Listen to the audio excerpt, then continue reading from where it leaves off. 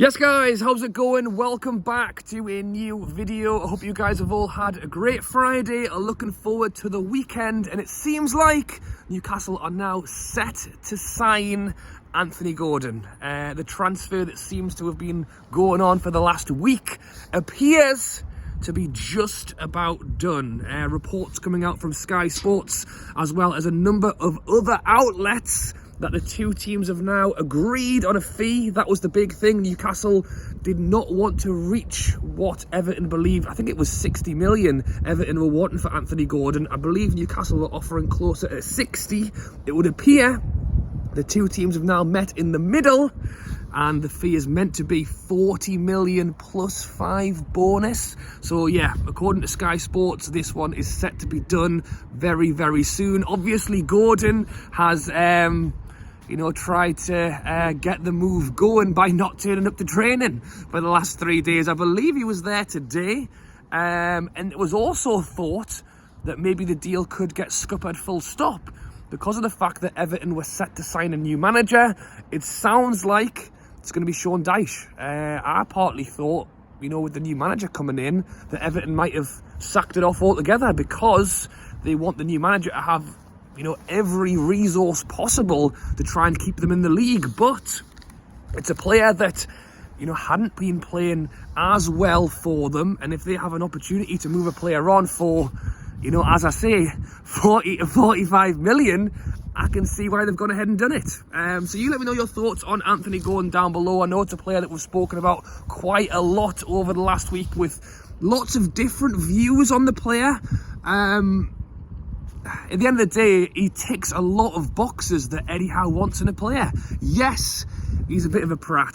Yes, we've seen him diving around the floor. We've seen him fighting with Shaw and Trippier. But in terms of what Eddie Howe wants, young player, tick.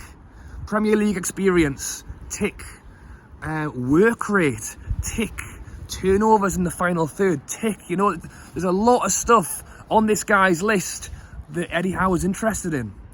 So as much as, and me included, to be honest, as much as some parts of his personality, aren't my favourite thing to see of a player on the pitch, you could also turn it around a little bit and say, someone like Murphy waving goodbye to their player getting sent off. I laughed at that, but it was good.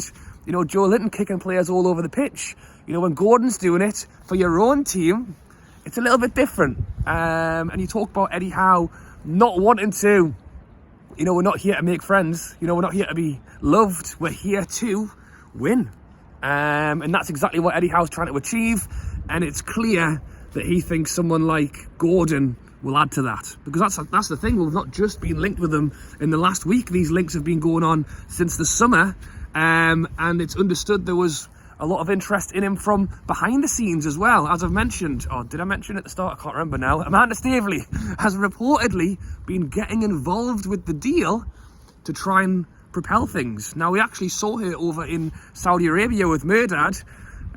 Shout out there asking Yasser for a bit of extra dosh for some of these transfers. Maybe, who knows? But yeah, that is the main news. The Anthony Gordon deal is set to now be.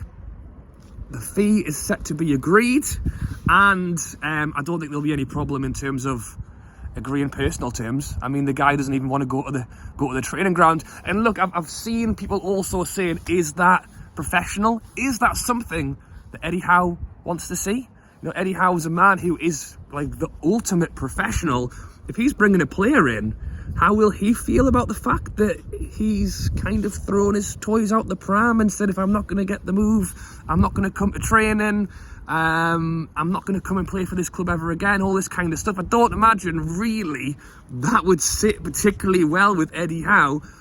But at the same time, he has had Everton fans creating roadblocks and banging on his window and shouting at him that he doesn't deserve to wear the shirt. So I can see why you might have a bit of a hump with the club in general at the moment, when he's taken a lot of abuse recently and he's been given the option to potentially leave and move on, and the club were holding out for more money than really what he's worth.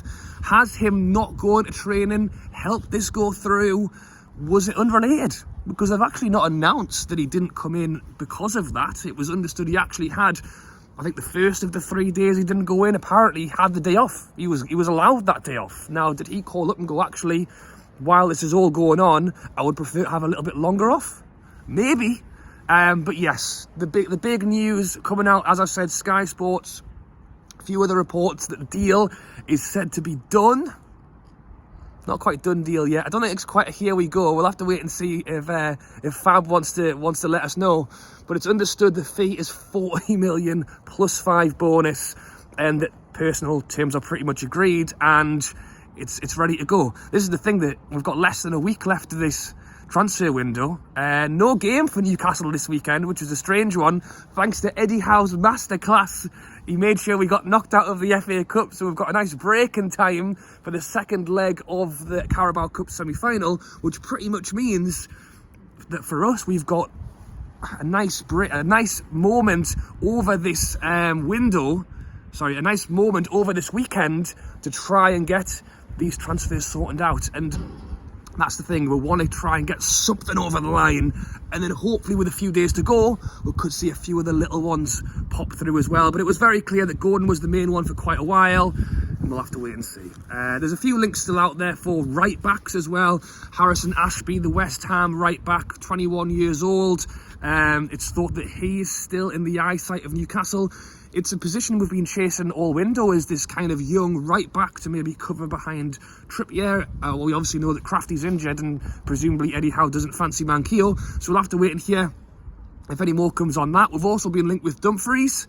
You'll know him probably from Netherlands, and he's at Inter Milan, 26 years old, another right back, a very attacking right back. I like him. I liked him in the World Cup, in the World Cup, because of fantasy football and stuff, because he's such an attacking right back. He normally gets a lot of points there, but they're wanting as much as 35 million for a right back, you know. And when we've got Trippier, it just doesn't seem like the right deal to be doing. I understand a young right back come in on 5, 6, 7, 8 million or whatever, or even less for Harrison Ashby if his contract's running out. So we'll have to wait and see on that. And there is still talks with James Maddison as well. I think that the James Maddison talks will continue all the way to the end of the window. Do I think it'll happen? I think if we're going by Gordon for 40, 45 million, then no, I don't think we possibly will. The only thing that can happen with Maddison is if Leicester turn around now and go, right, okay, you can have him for 30, 40 million. And because I think he is worth that, I think we'll pull the trigger. It's the same with Isaac. When we got to a fee that we thought was right, we pulled the trigger. So I can't see it happening, but I can't see Leicester putting the price down from 60, 65, 70 million. That's the hurdle here. It's not that we don't want to pay what we think he's worth and what he is worth. It's that Leicester want above and beyond that. And I think we'll struggle to get there. Leicester are being linked with bringing in the winger, Tete. Could that open up the chance for Leicester to let players go? Maybe. You've still got to think that he's out on the wing. You know, where would Maddison and him would complement each other great. So and the thing is, Leicester aren't having a great season either. It's not like they're absolutely smashing it and they can just let players go willy-nilly. You know, they kind of need them. I'm hoping I'm wrong. I'm hoping that with days to go, Dan Ashworth has a meeting with them and they'll go, okay, let's agree a fee. Because I think it'll be a great player, a great asset to us. And to just try and, that's the thing, because we're in a great place in the league and we want to try and take advantage of that. We want to try and move on and try and stay where we are in the top 4, or at the very least try and cling on to 5th, 6th, even 7th place. And I think we're well within the ability to do that, even if we didn't sign anyone. You know, we've done great all season. It's not like just because we didn't sign anyone, all of a sudden we're going to drop off and not be very good anymore. So I think there is still time there. We're still being linked with wide players, which scares me a little bit because of the talk on Maxi. It's funny, you know, inside kind of the Newcastle community, a lot of people are saying, don't let him go, you know, we'll never sell him, like, we can't sell him and all that kind of thing. And I know some Newcastle fans wouldn't mind seeing him Maxi leave, but I'm not one of them. I think we should definitely hold on to him. Outside of the Newcastle, like, it's like wildfire. So many teams are talking about the availability of Maxi and could he go? And some of the fees that are being talked about, like 26 million. If we're paying 40, 45 for Gordon, Maxi's got to be worth, you know, the same, if not more. You know, I would say more, proven in the Premier League. If he's going for 40, 45, I know it's like the, you know, French player, it's a bit different, but still 50. 50, 60 million for that. Like, if we let him go, we cannot be for 20 million. That would be mental. What's been really nice to see from Maxi is I don't think he looks like he wants to go, despite the fact that it's being rumoured that he does. He's posting stuff online about how him and Isak are working really well together. It's quite a nice little story that they're kind of coming back into the team together. Can they come in together, support each other together, try and push on together?